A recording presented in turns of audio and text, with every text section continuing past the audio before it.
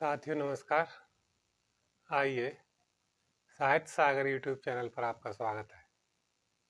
साथियों, पिछली वीडियो में हमने बताया हिंदी भाषा, उसकी लिपि,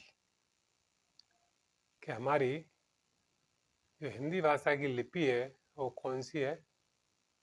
तो लिपि है देवनागरी लिपि।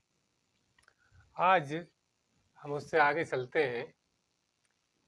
मात्रा प्रयोग।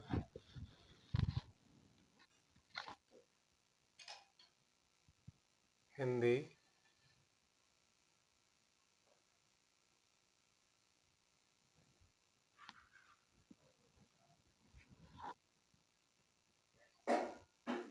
मात्रा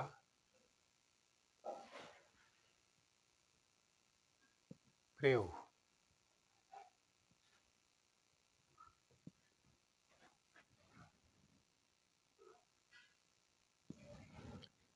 हिंदी में जो वर्ण होते हैं उनमें दो तरह के वर्ण होते हैं।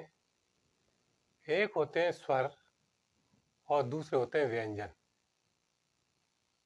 एक जो होते हैं उनको हम बोलते हैं स्वर तथा दूसरे जो वर्ण होते हैं उन्हें बोलते हैं व्यंजन। तो व्यंजनों में भिन्न भिन्न उच्चारण के निमित्त जब स्वरों का प्रयोग किया जाता है तो उनमें परिवर्तन हो जाता है। जैसे अगर रे में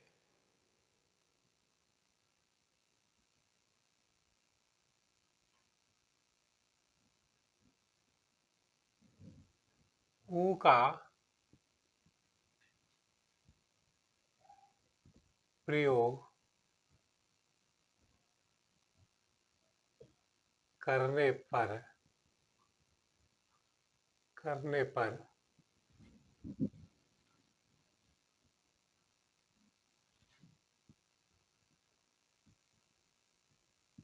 रू हो जाता है,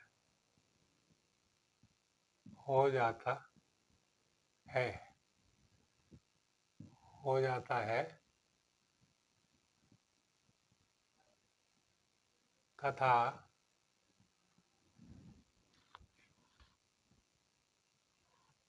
वहीं बड़ा ऊ का प्रयोग करने पर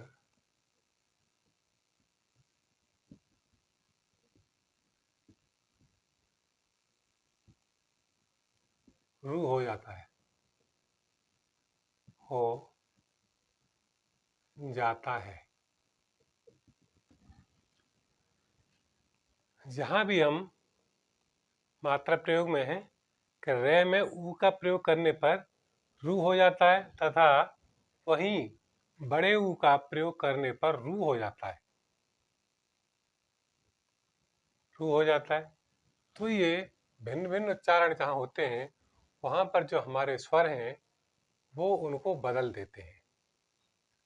अर्थात जो स्वर उससे मिल जाता है उसी की आवाज आने लगती है और वह ही मात्राओं के साथ वर्ण की जो ध्वनि होती है उसे निकालता है। तो यहाँ पर हमारे देखते हैं स्वरों की संख्या कितनी है। तो स्वरों की संख्या होती है 11। पहले 14 मानी जाती थी, लेकिन अब जो स्वरों की संख्या है वो होती है 11। आइए देखते हैं। स्वर,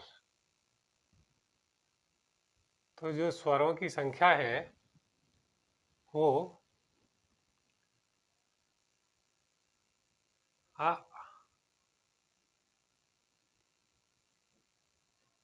आ, ए,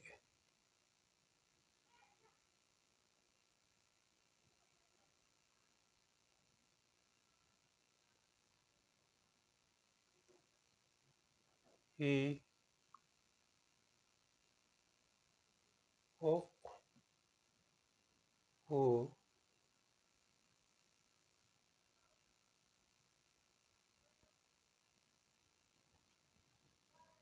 ऋषि,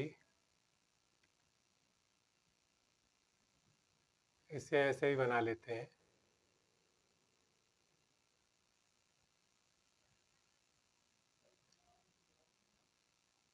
ए आई ओ और औ, ये होते हैं हमारे स्वर।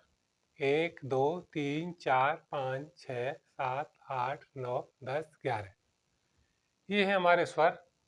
इनकी संख्या हुई मिला के आ इ ई उ ऋषि ए ऐ ओ औ, तो बराबर हुई 11।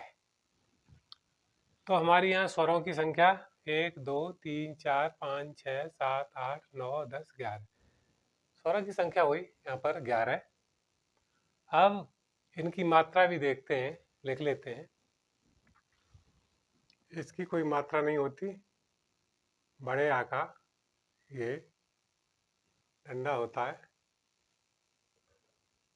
और छोटी की मात्रा, बड़ी की मात्रा,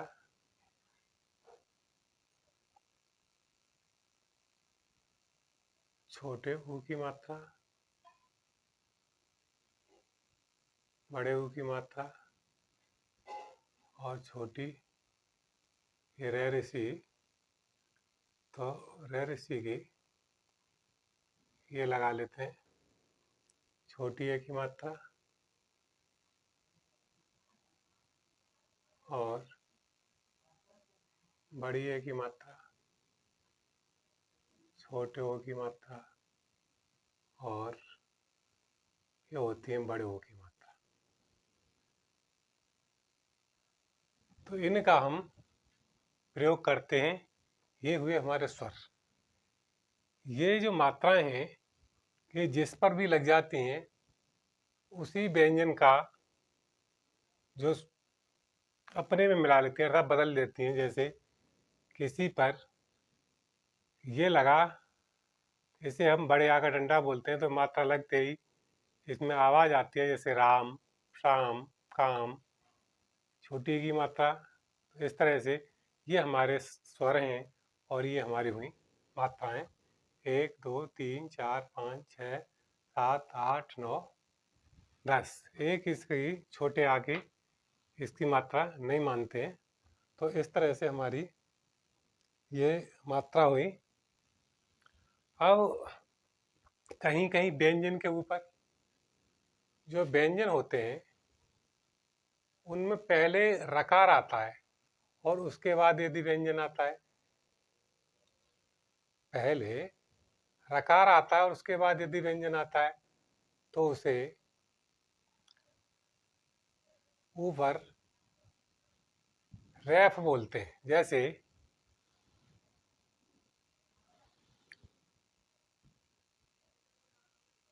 कर्म, ये रैफ है यहाँ पर। धर्म, नर्म,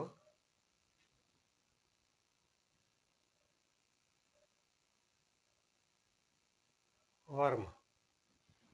तो ये हमारे शब्द जहाँ पर रे आया पहले, करम, और ये व्यंजन हुआ, तो इसे हम रैफ बोलते हैं। इसे क्या बोलते हैं? रैफ, रैफ। और जो दूसरा रे होता है उसे हम पदेन बोलते हैं। दूसरा जो रैफ आता है जो ऊपर ना उड़ के नीचे उड़ता है, जैसे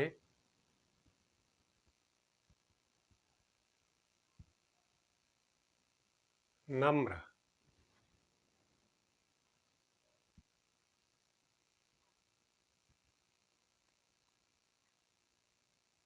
राष्ट्र, और ये यहाँ पर हमारे ये शब्द हुए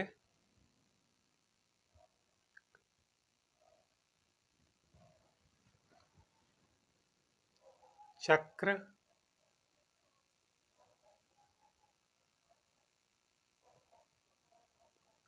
वज्र। इसके लिए पदेन पदेन बोला जाता है, उसे रेफ बोलते हैं, जो इस तरह से उड़ता है और ये होता है इस तरह से, तो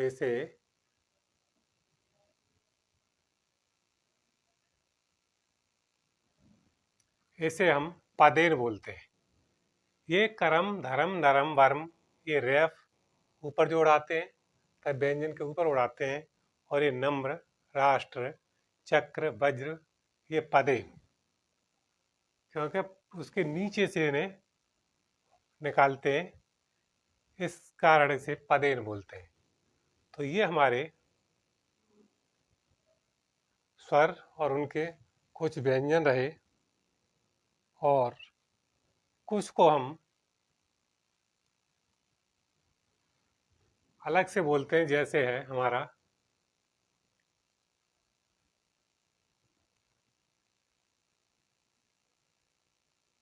चिन्ह, लेकिन इसे हम लिखते हैं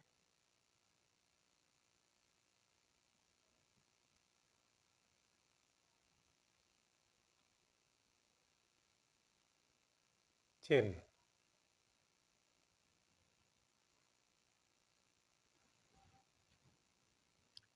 या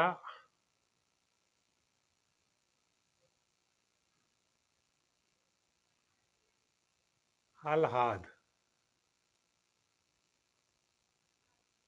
लेकिन आ है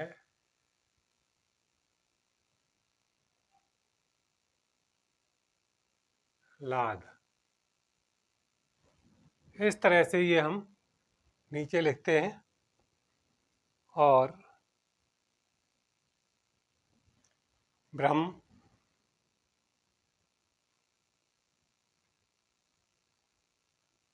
ब्रह्म, लेकिन इसे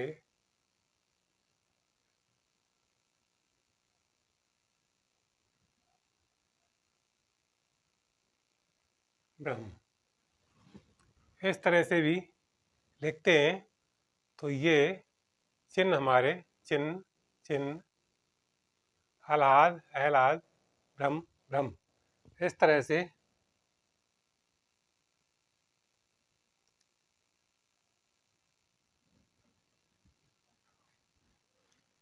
तो यहाँ पर हमारे ये शब्द हो जाते हैं। तो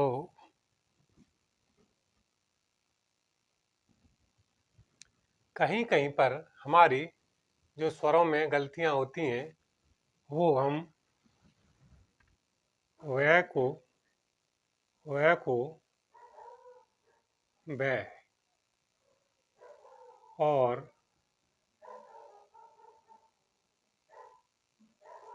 वय को वह भी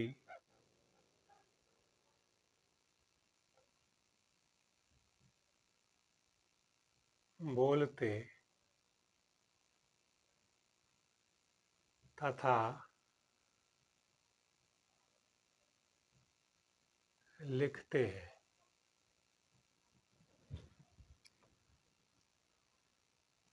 तो ये भी हमारी गलती होती है। यदि वह आता है, वह को वह ही तथा वह को वह ही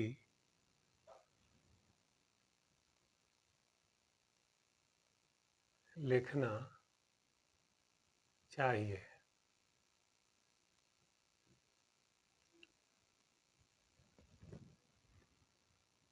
तो